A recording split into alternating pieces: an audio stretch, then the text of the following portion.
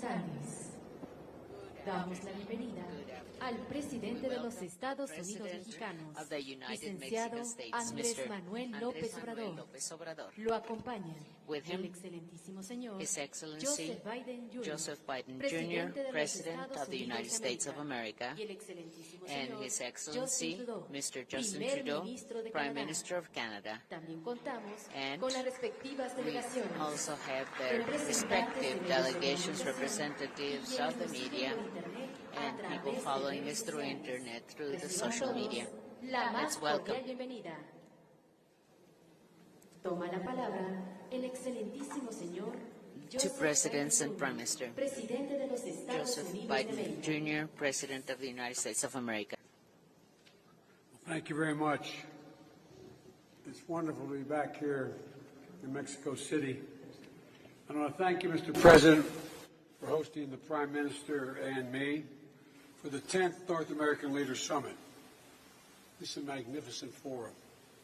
And we're true partners, the three of us, working together with mutual respect and a genuine like for one another to advance a safer and more prosperous future for all of our people.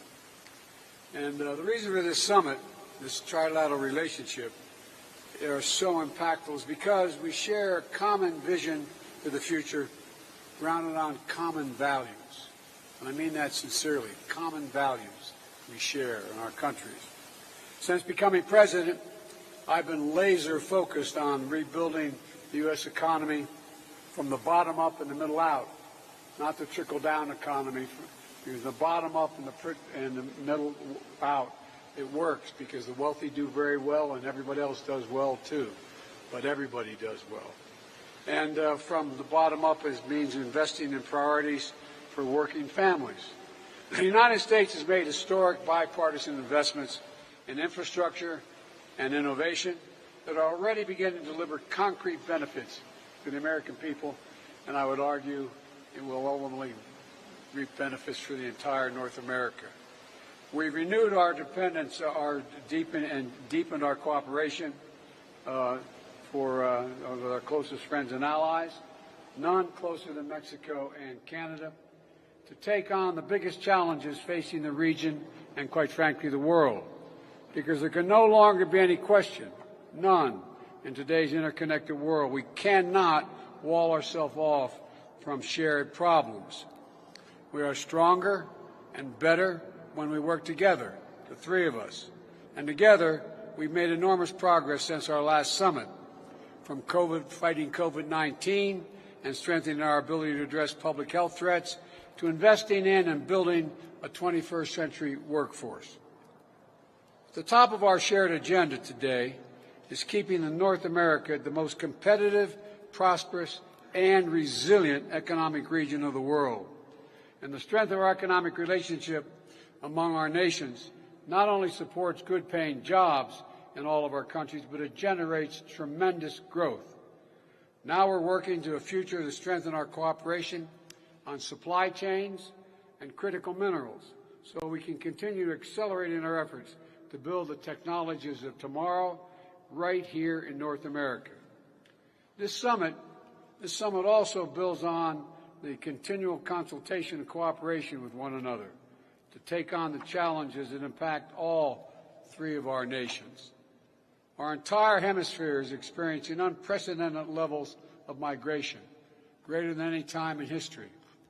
And North America, at the North America Summit Leaders hosted in Washington in 2021, we launched the idea of a regional-wide approach to a regional-wide problem.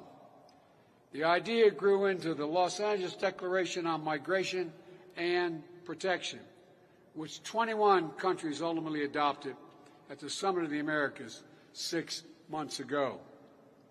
And we're working together, especially with our North American partners, to fulfill our commitments under that declaration. They include the policy I announced last week to expand safe and legal pathways for immigrants from Nicaragua, Cuba, and Haiti. And we're seeking a better life here in the United States of America.